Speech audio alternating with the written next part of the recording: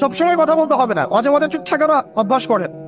আমাদের একজন বরেণ্য ওস্তাদ তিনি বলেন যে মুতাকাল্লিম হওয়ার যে খায়েশ, এটা একটা হৃদয়ের কলবের একটা রোগ। মুতাকাল্লিম হওয়ার যে খায়েশ মানুষের মধ্যে থাকে যে আমাকে সব বিষয়ে কথা বলতে হবে, এটা অন্তরের একটা রোগের নাম। তো এটা যদি একটা ইবাদত হয় তাহলে সিরাতের সুন্নতে আসতে হবে, আমরা এগ্রিত। ঠিক আছে। এখন দ্বিতীয় কথা হচ্ছে, 3 নম্বর শর্তটা আরো ডেঞ্জারাস, সেটা হচ্ছে রিজিক হালাল হতে হবে। রিজিক, এই জায়গায় সবাই একটু ফিকির করেন, দেখেন একটু আপনারা আপনাদের রিজিক গুলোকে দেখেন যে কতজন রিজিক 100% হালাল আছে। এগুলো আমাদের কিন্তু প্র্যাকটিক্যাল কথা, আমরা কিছু খালি তাত্ত্বিক কথা বলে চলে যাবো এমন না, প্র্যাকটিক্যালি ইমপ্লিমেন্টটা বেশি জরুরি এখন। আমি খুবই স্বপ্ন দেখছি, আমরা সবাই স্বপ্ন দেখছি যে আপনাদেরকে দিয়ে হবে ইনশাআল্লাহ। কারণ এই জেনারেশন করে দেখিয়েছে এবং তারা আমাদেরকে দেখিয়েছে কোন ভাষায় কথা বললে কাজ হয়। এতদিন তো আমরা বলে আসতাম, তো এই ভাষার কথা বললে আপনারা আমাদেরকে অনেক ট্যাগ দিতেন। ঠিক আছে, দেখেন জালেম জুলুম করলো, মাজলুম দাঁড়ায় গেল। এই তো জালেম জুলুম করলো, মাজলুম দাঁড়ায় গেল প্রতিবাদের জন্য, প্রতিবাদের ভাষায়। আপনারা আমাকে বলেন তো, জালেমের বিরুদ্ধে মাজলুম যখন দাঁড়িয়েছে তারা কি খালি হাতে দাঁড়িয়েছিল? জালেম যখন 2টা মাইট দিয়েছে, মাজলুম কি 2টা মাইট দেয় নাই? জালেমদের অনেকে যখন মাজলুমদের অনেককে শহীদ করেছে, তো জালেমদের দলেও কি কিছু মানুষ মারা যায় নাই?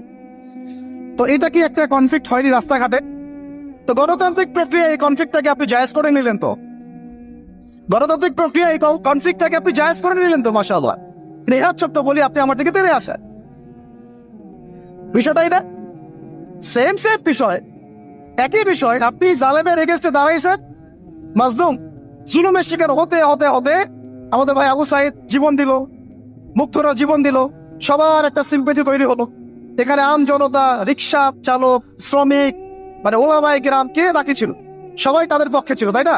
কেউ লিখেছে, কেউ বলেছে, কেউ মাঠে ছিল। তারা ছিল মাজলুম, দেয়ালে পিঠ থেকে গেছে, তখন তারা কিন্তু হাতে কিছু না কিছু তো উঠিয়েছিল, নাকি ওরাই নাই? উঠিয়ে তারা একটা প্রতিবাদের ভাষা আমাদেরকে দেখিয়েছে, এইভাবে প্রতিবাদ করতে হয়। ওই প্রতিবাদটা পরে আপনারা কি এখন বলবেন যে ছাত্র জনতার মধ্যে কেউ জুলুম করেছে? ছাত্র জনতা জঙ্গি, ছাত্র জনতা সন্ত্রাসী, এই সম্বন্ধে একটা সন্ত্রাসী ছিল, ওরা জঙ্গি ছিল, হ্যাঁ ওরা উগ্রবাদী ছিল। কেন বলছেন না এখন আপনারা এই কথাগুলো? আমার প্রশ্ন হচ্ছে, এখন এই কথাগুলো আপনারা কেন বলছেন না? কারণ আপনারা বুঝতে পারছেন তারা ন্যায্য কাজটাই করেছে। যখন জালেম জুলুম করতে করতে করতে মাজলুমকে একদম দেয়ালে পিঠ ঠেকিয়ে দেয়, তখন মানুষকে হামাস হতে হয়, তখনই বিভিন্ন জিহাদি সংগঠনের অস্তিত্ব আসে, তখনই কিন্তু খোরাসান স্বাধীন হয়। তো এখন আমরা বাংলাদেশেও বুঝতে পারছি যে হ্যাঁ, তখনই কিন্তু ছাত্র ভাইরা হাতে প্রতিবাদের ভাষা উঠিয়ে নিয়েছিল। তো এটাকে গণতান্ত্রিক প্রক্রিয়া আপনারা জায়েজ করছেন, ঠিক আছে, এটা কোনো সমস্যা না, এটা ভালো, ওরা প্রতিবাদ করেছে, ওদেরকে আমরা কিন্তু খারাপ বলতে পারি না। কেউ বলছে খারাপ? এই একই স্লোগান যদি সিরাতের সুন্নতে আমরা বলি যে দাওয়াতের সাথে জিহাদ থাকবে, তখন তো তেরে আসবেন আমাদের দিকে, আসবেন না? আসবে। আপনারা লিখে নেন আমার কথাগুলো।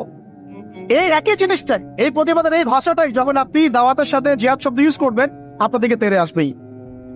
আপনারা কি মনে করছেন যে তারা আমাদের প্রতিবেশীর চাইতে আমাদের বন্ধু হয়ে যাবে? কখনো কশিন কেন না, এটা জেগে জেগে স্বপ্ন দেখছে তারা। তো আল্লাহ পাক তাদেরকে সহিহ সামাজ দান করে নেন। সবসময় আমরা সবকিছু করবো না, আমরা তো পরিবেশ পরিস্থিতি বুঝে ইনিশিয়েটিভ নিবো, তাই না? কিন্তু সিরাতের কোন অংশকে আপনি বাদ দিতে পারেন না। তো একটা অংশকে বাদ দিয়ে দিবেন, একটা অংশকে নিবেন, দিনের কিছু অংশকে রাখবেন, কিছুকে রাখবেন না, এটা তো ইসলাম ধর্ম। যখন যেটা ইমপ্লিমেন্ট করার অবস্থা সৃষ্টি হবে তখন সেটা করতে হবে, এটাই তো ইসলাম। আর আমরা দেখলাম যে কোন ভাষায় কথা বললে দাবি আদায় করা যায়। আর একটা ভাষা আছে বাংলাদেশে দাবি আদায় করার, কিছু হইলে শাহবাগে চলে যাওয়ার। তো মাঝে মাঝে আমরাও বাসায় একটু মশকরা করি যে তোমার কিছু লাগবে, কেন কিছু লাগলে চলো শাহবাগে যাই, দাঁড়ালেই আমাদেরকে ইয়া দিবে আর কি, মানুষ বাবা দিবে, আমার দিকে জনসমর্থন তৈরি হবে। সাথে এই ব্যাপারটা আমার ক্লিয়ার যে এটা একটা ইবাদত, এটাকে করতে হবে সিরাতের সুন্নতে, তাই তো? আর সিরাতের সুন্নতে করতে গেলে আপনাদেরকে সিরাত করতে হবে কিনা ভাই? আমাকে বলেন যে সিরাতের 40 থেকে 50টা কিতাব আছে এখন, যদি আপনারা করে দেখেন। আলহামদুলিল্লাহ আমার বাসায় মোটামুটি সবগুলোই আছে, এবং সিরাতের একজন গভীর ছাত্র। সিরাতের 10টা কিতাব কারা পড়েছে? আপনি কমপক্ষে 10টা। আচ্ছা 10টা বেশি বলে ফেলছি, 5টা সিরাতের বই কারা পেয়েছে?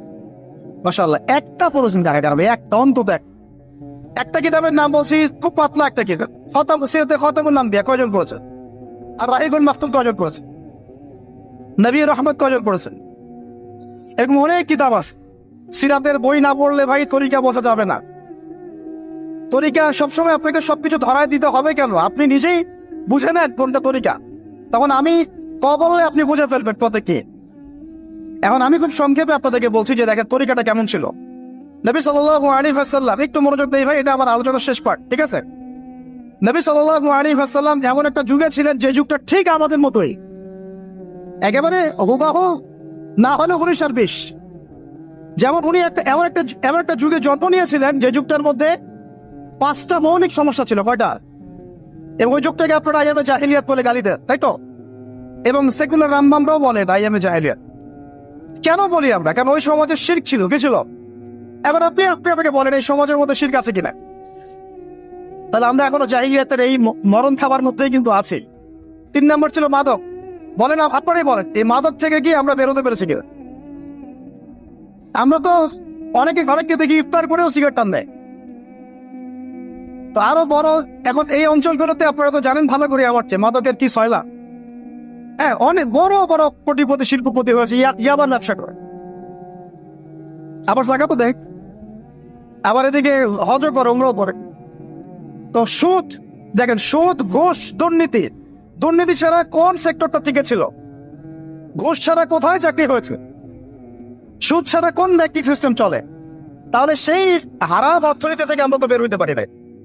আইয়ামে জাহিলিয়াতের মধ্যে আছে এবং মাদকের মানে ভয়াল খাবার মধ্যে আছে। ইয়াং জেনারেশনের বেসিক সমস্যাই মাদক এখন। কারণ তারা একটা সময় পর্যন্ত অনইসলামিক লাইফ লিড করে, গার্লফ্রেন্ড অ্যাফেয়ার্স, এইটা ওইটা, গান বাজনা করতে করতে হতাশ, শেষমেশ মাদক।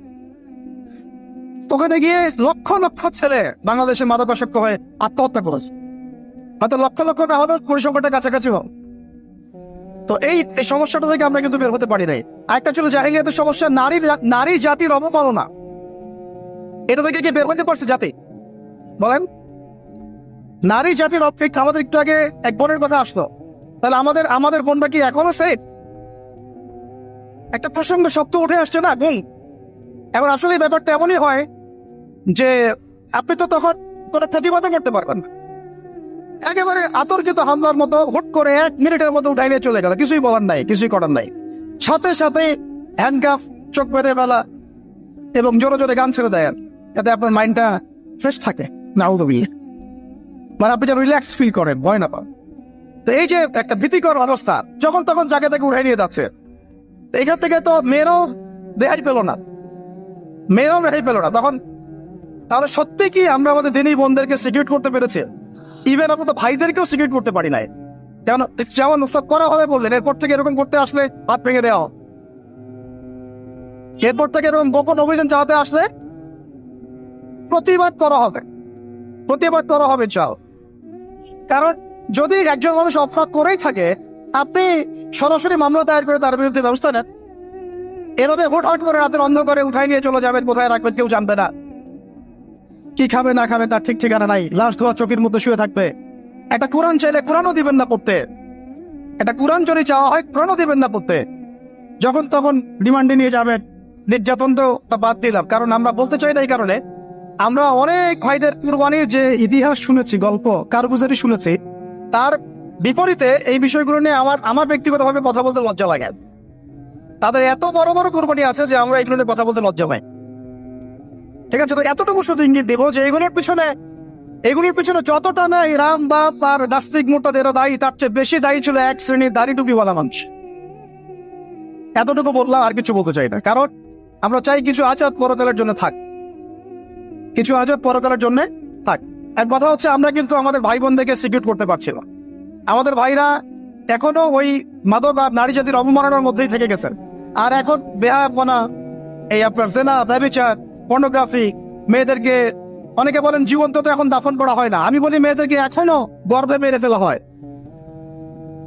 মেয়েদের প্রতি এখনো সমাজ সেইভাবে সাম্য প্রদর্শন করছে না।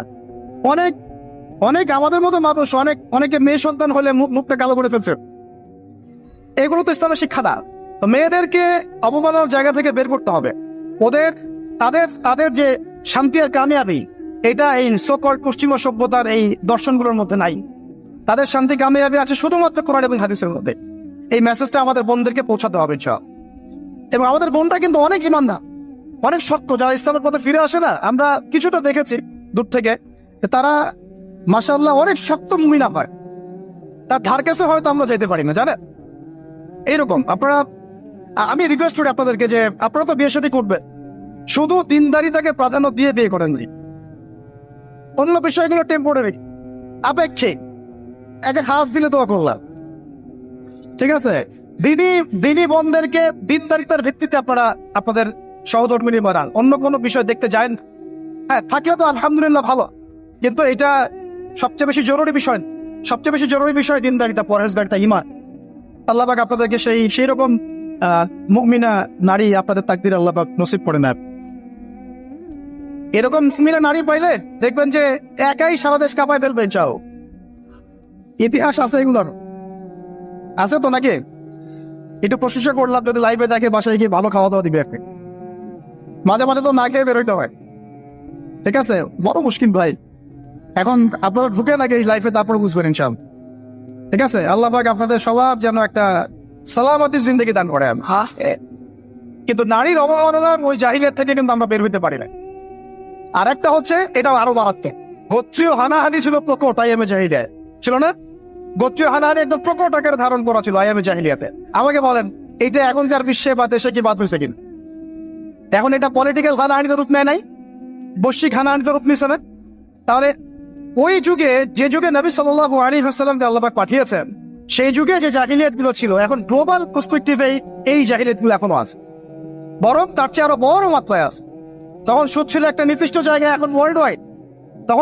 তখন আপনার জেনা ছিল একটা নির্দিষ্ট জায়গায়, নির্দিষ্ট পরিসরে, এখন পর্নোগ্রাফি দিয়ে একেবারে ফোনে ফোনে। এই ফোনের ওজন কম, কিন্তু কিয়ামতের মাঠে এর ওজন বোঝানো খুব কঠিন হবে।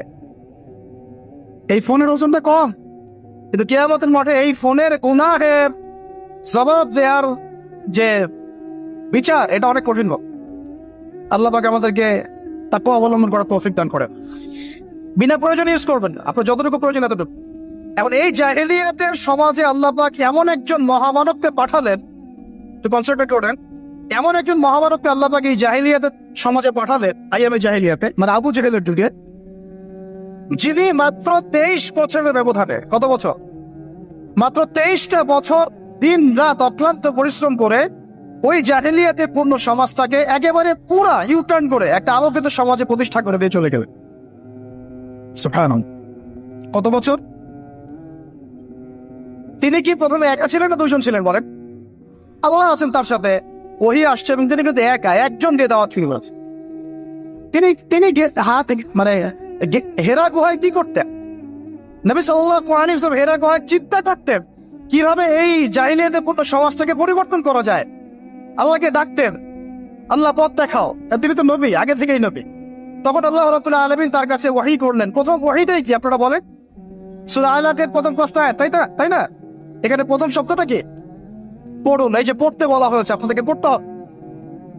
ফ্যান্টাসি দিয়ে, গরম গরম বক্তব্য দিয়ে, শুধুমাত্র স্লোগান দিয়ে কিন্তু দিন কায়েম হবে না ভাই। আমি আবার বলছি, গভীর এলেমেন্টাল পড়তে হবে। চল, প্রথম কথা ইকরা, আপনি পড়ুন। এখানে ইকরা বলার কারণ কি? তখন তো শিরক ছিল। আল্লাহ পাক বলতে পারতেন তুমি শিরক করো না, মূর্তি পূজা করো না। হ্যাঁ, সমাজে নারী মেয়েদেরকে জীবন্ত কবর দেওয়া হচ্ছে, বন্ধ করতে বলো। কোনো কথা আল্লাহ পাক আগে বলেন নাই, বলেছেন ইকরা বিসমি রাব্বিকাল্লাযী খালাক, পড়ুন আপনার সেই রবের নামে যিনি আপনাকে সৃষ্টি করেছে। তার মানে যে জ্ঞান আপনাকে আল্লাহর দিকে নিয়ে যায় সেটাই জ্ঞান, আর যেটা আল্লাহ থেকে দূরে সরায় সেটা কি তাহলে জাহালাত, জাহেলিয়া। এখনকার শিক্ষা ব্যবস্থাকে আল্লাহর দিকে নিয়ে যাচ্ছে আমাদেরকে, তাহলে এটা কি হচ্ছে? তাহলে জ্ঞান না জাহেলিয়াত? সহজ কথা, সিরাতের আলোকে খলাকানি হুসাইন বিন আলাক, যিনি মানুষকে আলাক দিয়ে সৃষ্টি করেছেন। ইকরা ওয়া রাব্বিকাল আকরাম আল্লাযী আল্লামা বিল কলম। দেখেন আমাদেরকে আল্লাহ পাক জ্ঞান শিক্ষা দিয়েছেন কলম দিয়ে। ওয়া আল্লামা আদম আসমা কুল্লাহা, আল্লাহ পাক আদম আলাইহিস সালামকে সমস্ত নাম শিক্ষা দিয়েছেন। আমরা সৃষ্টিগতভাবে জ্ঞানী ছিলাম না, আল্লাহ আমাদেরকে জ্ঞান দান করেছেন। সুবহান। এবং সেই জ্ঞানের বদৌলতেই আমাদের পিতাকে আল্লাহ পাক সিজদা করিয়েছেন আপনার ফেরেশতাদেরকে দিয়ে। সুবহানাল্লাহ, আমরা তার সন্তান। আমাদের আব্বাজানকে, মানে আদম আলাইহিস সালামকে আল্লাহ পাক বলেছেন খলিফা। আল্লাহ পাক বলেন নাই যে আমি পৃথিবীতে ইন্নী জাইলুন ফিল আরদি খলিফা, এটা আল্লাহ পাক বলেছেন। আল্লাহ পাক এটা বলেন নাই আমি পৃথিবীতে মানুষ পাঠাতে চাই, পৃথিবীতে আমি নতুন কোন প্রাণী বা মাখলুক পাঠাতে চাই, এমনটা আল্লাহ পাক বলেন না। আল্লাহ বলছেন আমাদের পিতাকে খলিফা। খলিফা মানে যিনি জমিনে আল্লাহর বিধান প্রতিষ্ঠা করেন। ঠিক যেমন দাউদ আলাইহিস সালামকে আল্লাহ পাক বলেছেন, ইয়া দাউদ ইন্না জাআলনাকা খলিফাতান ফিল আরদ ফাহকুম বাইনান নাসি বিল হক ওয়া লা তাত্তাবি'ল হাওয়া ইউদিল্লাকা আন সাবিলিল্লাহ। হে দাউদ, আমি তোমাকে পৃথিবীতে আমার খলিফা করেছি, তোমার কাজ পৃথিবীতে ইনসাফ প্রতিষ্ঠা করা, হক প্রতিষ্ঠা করা। হকের মানদণ্ড কি? আল্লাহ পাকের ওহী, আল্লাহর ওহী দিয়ে তুমি মানুষের মাঝে বিচার ফয়সালা করবা, এটাই হলো হক প্রতিষ্ঠা করা। যদি না করো, প্রবৃত্তির তাড়না অনুসরণ করো, মানে মানব রচিত বিধান অনুসরণ করো, তাহলে ইউদিল্লাকা আন সাবিলিল্লাহ, আল্লাহর রাস্তা থেকে এটা তোমাকে সরাই দিয়ে যাও। বলেন, আমরা এখন খলিফা শব্দটাই ভুলে গেছি, আর খলিফা থেকে যে খিলাফা আসছে এই শব্দ বলতেও ভয় পাচ্ছি। বাংলাদেশের ইয়াং জেনারেশন এখন যারা মানে ইসলাম প্র্যাকটিস করছে, তাদের অনেকেও নামাজ, রোজা, হজ, জাকাত এই শব্দগুলোকে যেভাবে রিসিভ করেন, শরিয়া, ইমান, খিলাফা রিসিভ করতে পারেন। কারণ এর ব্যর্থতার দায় আমাকে নিজের উপর নিতে হবে। কারণ আমি হয়তো বিগত 5 বছরে তাকে এই শব্দগুলো শোনাতে পারি নাই। বিগত 5 বছরের সব লেকচারগুলো ঘটে না পড়া, সব ওয়াজ মাহফিলের দেখেন কয়টা লেকচারে, কয়টা ওয়াজে এই কথাগুলো সামগ্রিক দাওয়ার কথাগুলো আছে। তাহলে মানুষ জানবে কিভাবে? তো নবী সাল্লাল্লাহু আলাইহি ওয়াসাল্লামের কাছে প্রথম ওহী আসছে পড়াশোনা কেন্দ্রিক। ভাই, আমাদেরকে পড়াশোনা করতে হবে। আর এই পড়াশোনার জন্য এই মেলা, বই, যে আয়োজনগুলো হচ্ছে, এগুলো কিন্তু আমাদের পড়াশোনার জন্য। আসলাম, বই কিনলাম, চলে গেলাম, এটা না। আপনাকে একটা সিলেবাস মেনটেন করে পড়তে হবে, একটা সিলেবাস মেনটেন করে পড়াশোনা করতে হবে, তাও একা একা না, ওস্তাদের সহবতে। এটা অনেক ইম্পর্টেন্ট পয়েন্ট।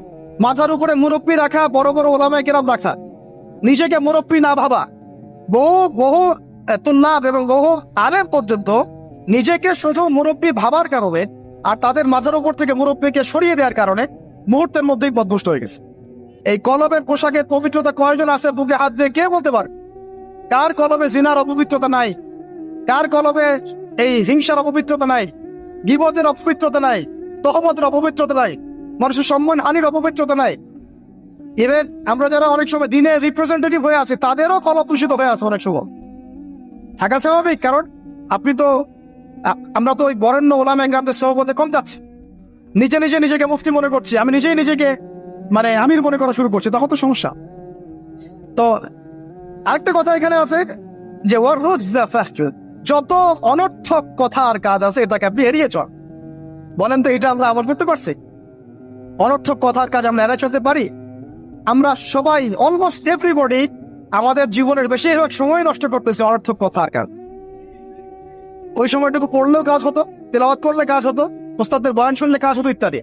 এখন এই ওহীগুলো আসার পরে আমাদের নবী সাল্লাল্লাহু আলাইহি ওয়াসাল্লাম আর বসে থাকলেন না দাঁড়িয়ে গেলেন? এই যে তিনি দাঁড়িয়ে গেলেন, একদম 23 বছর মানে অনবরত দিন রাত, এটাকে আপনি 2 ভাগে ভাগ করে ফেলতে পারেন, একটা মাক্কি যুগ, একটা মাদানী। মাক্কি যুগ কত বছর ছিল? 13 বছর। মাদানী অ্যাপ্রক্সিমেটলি 10 বছর। এই মাক্কি যুগটাকে আপনি আবার 2-3টা ভাগে ভাগ করতে পারেন। একটা ভাগ হচ্ছে প্রথম 3 বছর নবী সাল্লাল্লাহু আলাইহি ওয়াসাল্লাম গোপনে গোপনে দাওয়াত দিয়েছে। কত বছর? আমাদের সমাজে কিন্তু ওই প্রেক্ষাপটটা এখন আর নাই, কারণ দাওয়াতটা প্রচার হয়ে গেছে। মাশাআল্লাহ, প্রথম 3 বছর তিনি কিন্তু ইন্ডিভিজুয়ালি দাওয়াত দিয়েছেন। আবু বকর সিদ্দিক দাওয়াত কবুল করেছেন, খাদিজা রাদিয়াল্লাহু আনহা, আলী ইবনে আবি তালিব, সাঈদ ইবনে হারেসা, আব্দুল্লাহ বিন মাসউদ, তারপর বেলাল ইবনে রাবাহ, তারপরে বলেন উসমান বিন আফফান, তালহা রাদিয়াল্লাহু আনহু, জুবাইর বিন আওয়াম। এই যে বরেণ্য সাহাবায়ে কেরাম যারা বদর, উহুদ, খন্দক কাঁপিয়ে দিয়েছেন পরে, তারা ইসলাম কবুল করেছেন কখন? এই প্রথম 3-4 বছর। তাহলে আমাদেরকে কিন্তু মানুষ তৈরি করতে হবে। সিরাতের শিক্ষা কি? মানুষ তৈরি করতে হবে। এবং এই দাওয়াতটা কি মুসলিম সমাজে হচ্ছিল না অমুসলিম সমাজে হচ্ছিল? বলেন, তাহলে আমরা কিন্তু ইসলামের কথা বলছি, অমুসলিম সমাজে আমরা দাওয়াত দিচ্ছি কতটুকু, এটা ভাবতে হবে না? অমুসলিম থেকে কি আমরা ঠিক মতো দাওয়াত দিচ্ছি? এই যে আপনাদের পার্বত্য অঞ্চলে পুরো জায়গাটা কিন্তু অমুসলিম অধ্যুষিত, আমাদেরকে ওদেরকে দাওয়াত দিতে হবে, ওদেরকে দাওয়াত দিতে হবে। কে জানে তাদের মধ্যে থেকে আনসারী সাহাবী বের হতে পারে, কে জানে তাদের মধ্যে থেকে উমর ইবনে খাত্তাব বের হতে পারে, আমার যারা যা খেদমত হচ্ছে না তার দ্বারা সেটা হতে পারে। তাই দাওয়াতটা সাম্প্রদায়িক করবো না, দাওয়াতটা আমরা সবার মাঝখানে ছড়াবো ইনশাআল্লাহ। এটা কিন্তু সিরাতের শিক্ষা। তার মানে মুসলিম অমুসলিম সবাইকে দাওয়াত দিব। আল্লাহ পাক তৌফিক দান করেন, যোগ্যতা দান করেন। আমিন। এই দাওয়াত চলতে লাগলো প্রথম 3 বছর। 4র্থ বছর থেকে প্রকাশ্যে দাওয়াত শুরু হলো, যখন ওমর, হামজা এরকম কিছু সাহাবী আস্তে আস্তে ইসলাম কবুল করতে লাগলেন। মানে তখন মিছিল শুরু হচ্ছে, মিছিল। ওমর রাদিয়াল্লাহু আনহুর কথা একদম মানে স্পষ্ট যে ইয়া রাসূলুল্লাহ সাল্লাল্লাহু আলাইহি ওয়াসাল্লাম, আলাসনা আলাল হক, আমরা কি হকের উপরে নাই? আলাইসু আলাল বাতিল, তারা কি বাতিলের উপরে নাই? তাহলে আমরা কেন এখন ঘরের ভিতরে নামাজ পড়বো? চলেন আমরা কাবা ঘরে গিয়ে নামাজ। ব্যাস মিছিল করতে করতে কাবা করে যাওয়া হবে, নামাজ পড়া হবে। সুবহানাল্লাহ। ওই উপর থেকে আপনারা হজমরা যারা করেছেন হয়তো দেখছেন আবু জাহেলের বাড়ি বলে একটা জায়গায় গিয়ে, তাই না? ওই টয়লেট বানানোটা আসলে কতটুকু সহি আমি জানি না। ওইখানে পিছনে কিছু পাহাড় আছে, পাহাড়গুলোর উপরে উঠে তখন ওই মোশরিকটা দেখছিল, আর আবু জাহেল ওই মিছিলে আক্রমণ করার চেষ্টা করেছে, কিন্তু উতবা বিন রাবিয়া আসিয়া বলেছিল ভুলেও এই মিছিলে আক্রমণ করো না, ওখানে দেখো দুইজন বীর সেনা আছে, ওই যে হামজা হইতো ওমর, গেলে একটি পিছিয়ে ফেলাই দিন। তো এখন আমরা চাই আমাদের ভাইদের মধ্যে হামজা আর ওমর উঠে আসবে, তখন আরো প্রকাশ্যে কথা হবে। চাও এটা একটা মানে স্ট্র্যাটেজি আর কি। যখন আপনার কাছে মানে শক্তিশালী কিছু মানুষ থাকবে তখন কিন্তু দাওয়াতটাও আরো বড় পরিসরে হয়, স্বাভাবিক। এই জন্য আমরা আমাদের সরকার হোক, প্রশাসন হোক, আমাদের অমুসলিম ভাইরা হোক, ইভেন আপনারা যারা আছেন আমাদের দিনী ভাইরা, সবাইকে আমভাবে দাওয়াত দিব যে আপনারা ওমর আর হামজা হয়ে যাও, ইসলামের দিকে আসেন, ওমর আর হামজা হয়ে যান ইনশাআল্লাহ, আপনারা আমাদেরকে প্রোটেক্ট করবেন। দেখেন আল্লাহ নবী সাল্লাল্লাহু আলাইহি ওয়াসাল্লামকে, আমি প্রোটেক্টের কথা বলছি বাহ্যিক অর্থে, প্রোটেকশন তো আল্লাহ পাকের, মানে তারা কারা ডান হাত বাম হাত হয়েছিল, কারা ঢাল হয়েছিল, সাহাবীরা না? সেই সাহাবী হতে হবে আপনাদের। আমাদের ওস্তাদ বড় অন্য অনেক ওস্তাদ অনেক কথা বলছেন, অনেক কাজ করছেন, আর আমাকে বলেন তাদের অবর্তমানে তাদের জায়গা দখল আপনি করতে পারবেন কিনা, ওই যোগ্যতাটাকে আমরা অর্জন করছি কিনা, এটা আমাদেরকে ভাবতে হবে। আমাদেরকে অনেক ক্রিয়েটিভ চিন্তা করতে হবে যে আমাদের ওস্তাদরা যে কাজগুলো করছেন তাদের অবর্তমানে আমরা সেই লেগেসি বজায় রাখতে পারবো কি আদৌ, সেই জেনারেশন তৈরি হচ্ছে কিনা, গ্যাপ হয়ে যাচ্ছে কিনা আবার কোনো, এবং তারা যেভাবে দিনের জন্য কাজ করছেন তাদের জান মান ইজ্জত পরিবার এগুলো দেখভাল করার দায়িত্ব আমাদের আছে কি নাই বলেন? এটাই ভাই, আমি নিজের কথা বলি যে আমাদের কাছে একসময় বাজার করার টাকাও ছিল না, এমন একটা সময় গিয়েছে, এবং কাউকে আমরা বলতেও পারছিলাম না যে আমাদের টাকার দরকার। কিছু ভাই কিছু অর্থ সহায়তা করেছিলেন ওই বিপদগ্রস্ত মুহূর্তগুলোতে, তো সেটা আবার মাঝখান থেকে থার্ড পার্টি মেরে খেয়ে ফেলছে। এখন আমি একটা কথা বলি, আমরা দাওয়াতের কাজ করব, আমরা শরিয়ার প্রতিষ্ঠার চেষ্টা করব, ঠিক আছে, ওলামা একরামরা করবেন, আপনাদের ঊর্ধ্বতন নেতা যারা তারা করবেন, কিন্তু তাদের জান, তাদের মাল, তাদের পরিবার, তাদের আহাল, তাদের ভরণ পোষণ, এই বিষয়গুলো দেখার দায়িত্ব কি আমাদের নাই আদৌ? আমরা কি হামজা ওমর আবু বকর হতে পারছি কিনা, এটা আমাদেরকে মাথা রাখতে হবে, এটা আমরা যেন হই, আল্লাহ পাক তৌফিক দান করেন। এবার এই সাহাবীদেরকে নিয়ে নবী সাল্লাল্লাহু আলাইহি ওয়াসাল্লাম দাওয়াত আরো বেগবান করলেন। এবার দাওয়াত যত বেগবান হলো, আবু জাহেল আবু লাহাবের নির্যাতন তত বাড়তে লাগলো, ঠিক তো কথা? অনেক সাহাবী চোখের সামনে শহীদ হলেন, নবী সাল্লাল্লাহু আলাইহি ওয়াসাল্লাম তখন কিছু বললেন না, মানে অস্ত্র হাতে নিলেন, কিছু বললেন না, অর্থ বোঝাচ্ছে যে তিনি অস্ত্র হাতে নিলেন না, মক্কার কথা বলছেন। তিনি বললেন সবর করতে। অনেক সাহাবী বললেন যে ইয়া রাসূলুল্লাহ, সবর করতে করতে আমরা তো মানে অতিষ্ঠ হয়ে যাচ্ছে, আপনি আল্লাহর কাছে বদদোয়া করেন আল্লাহ যেন তাদেরকে ধ্বংস করে দেন। নবীজি বললেন না, এক সময় আসবে যে পুরা এই হীরা নগরী, পারস্য, রোম এগুলো সব আমরা জয় করবো, কিন্তু তোমরা কিন্তু তাড়াহুড়া করছো। সবর করলেন। আবু জাহেল সুমাইয়া রাদিয়াল্লাহু আনহাকে বর্ষা নিক্ষেপ করে হত্যা করে নাই, ইয়াসির রাদিয়াল্লাহু আনহুকে হত্যা করে নাই, এরকম অনেক বেলাল রাদিয়াল্লাহু আনহুকে তপ্ত বালুতে পিটানো হয় নাই, অনেক ঘটনা ঘটেছে। তখন কিন্তু আমরা ওই আক্রোশ নিতে পারি নাই, বা ওই আদেশটা আমাদের আল্লাহর পক্ষ থেকে আসে নাই যে আমরা ওদের সাথে ওই ভাষায় কথা বলবো যে ভাষায় ওরা কথা বলছে। তখন ভাষাটা ছিল ধৈর্যের। এখন এমনকি নবী সাল্লাল্লাহু আলাইহি ওয়াসাল্লাম বললেন তোমরা এখন আবিসিনিয়াতে চলে যাও। আবিসিনিয়াতে একজন কি আছে, একজন খ্রিস্টান শাসক আছে, যার রাজ্যে কেউ জুলুমের শিকার হয় না। সুবহানাল্লাহ, দেখেন একজন খ্রিস্টান শাসক সম্পর্কে নবী সাল্লাল্লাহু আলাইহি ওয়াসাল্লাম মন্তব্য করলেন তার রাজ্যে কেউ জুলুমের শিকার হয় না। এখন পুরো মুসলিম বিশ্বের মুসলিম শাসকদেরকে খুঁজে পাওয়া দুষ্কর যাদের রাজ্যে কেউ জুলুমের শিকার হয় না। ওখানে মুসলিমরা গিয়ে থাকতে লাগলেন দীর্ঘ সময়।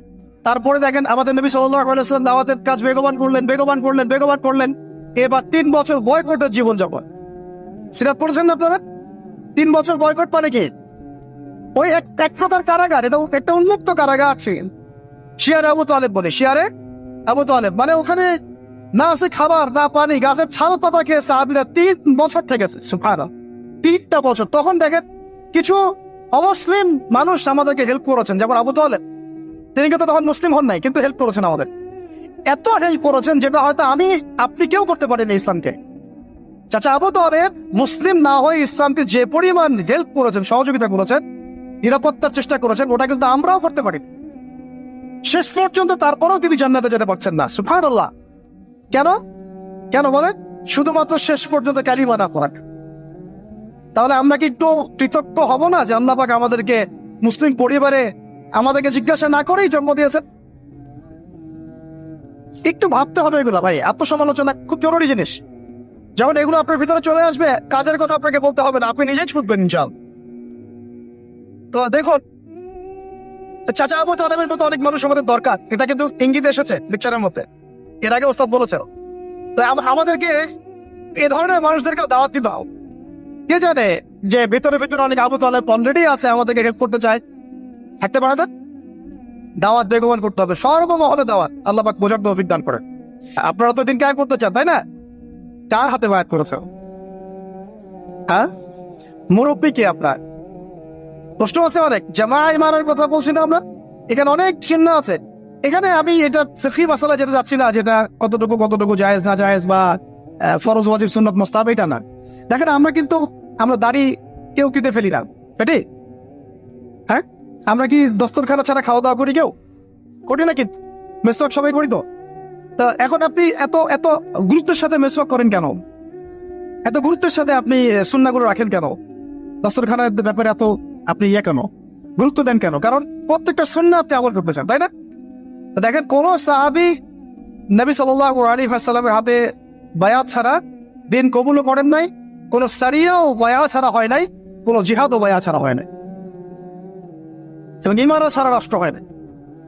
অনেক ব্যাপার আছে, এগুলো আপনাদেরকে আস্তে আস্তে বুঝতে হবে। আমি জানি এগুলো একটু মানে টার্মগুলো একটু কঠিন, আস্তে আস্তে আপনারা এগুলো বুঝবেন ইনশাআল্লাহ। আল্লাহ পাক আপনাদেরকে বোঝার তৌফিক দান করেন। দেখেন, ওই বিষয়টা না থাকলে, আল্লাহকে সাক্ষী রেখে যখন সাহাবীরা নবী সাল্লাল্লাহু আলাইহি ওয়াসাল্লামের হাতে হাত রেখে বায়াত করেছেন যে আপনি মদিনায় আসেন, আমরা যেভাবে আমাদের স্ত্রী সন্তানদেরকে নিরাপত্তা দেই, আপনাকেও দিব, আপনার সাহাবীদেরকেও দিব। তারপরে নবীজি বলেছেন যে যদি তোমরা না পারো তাহলে আগেই বলে দাও, ঠিক আছে? এটা যদি না পারো আগেই বলে দাও। তারা বলেছেন যে আমরা আমাদের জান মাল দিয়ে আপনাকে এইভাবে প্রোটেকশন দিব, যেভাবে আমরা আমাদের স্ত্রী সন্তানদেরকে প্রোটেকশন দিয়ে থাকি, নিরাপত্তা দিয়ে থাকে। শুধু একটা প্রশ্ন তারা করেছিলেন যে আমরা যদি এই কাজটা করি, আপনাকে এইভাবে আপনি হিজরত করে আসেন, সাহাবীরা হিজরত করে আসে, তাদেরকে নিরাপত্তা দেই, তাহলে আমরা কি পাবো? আমরা, নবীজি বলেছেন আল জান্নাহ, তোমরা জান্নাত পাবে। তাহলে এটার উদ্দেশ্যটাও বোঝেন। দুনিয়াবি কোনো শর্ত তাদের ছিল না।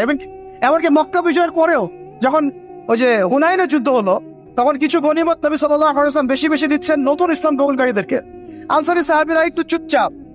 তো নবীজি গিয়ে বলছেন, হ্যাঁ আমার আনসারী সাহাবীরা, তোমরা কি মনে কষ্ট পেয়েছো? আরে আমি তোমাদের, তোমরা আমার। তোমরা মনে কষ্ট পাচ্ছ কেন? আমি তোমাদের, তোমরা আমার। তারপরে তাদের সব কষ্ট দূর হয়ে গেল। দেখেন, তারা কিন্তু এই জান্নাতের তখনই ওই আয়াত নাযিল হয়েছে, ইন্নাল্লাহা আশতারা মিনাল মুমিনিনা আনফুসাহুম ওয়া আমওয়ালাহুম বিআন্না লাহুমুল জান্নাহ। এই যে আয়াতগুলো, তখন কিন্তু এগুলো সারা নজুল আছে। তো এখন এরপরে নবী সাল্লাল্লাহু আলাইহি ওয়াসাল্লাম চলে গেলেন মদিনায়। প্রিয় ভাইরা, এবার বুঝেন, এখন আমরা আর দুর্বল নাই। মদিনায় সব সাহাবীরা একসাথে চলে গেলেন, এক জায়গায় সবাই থাকলাম।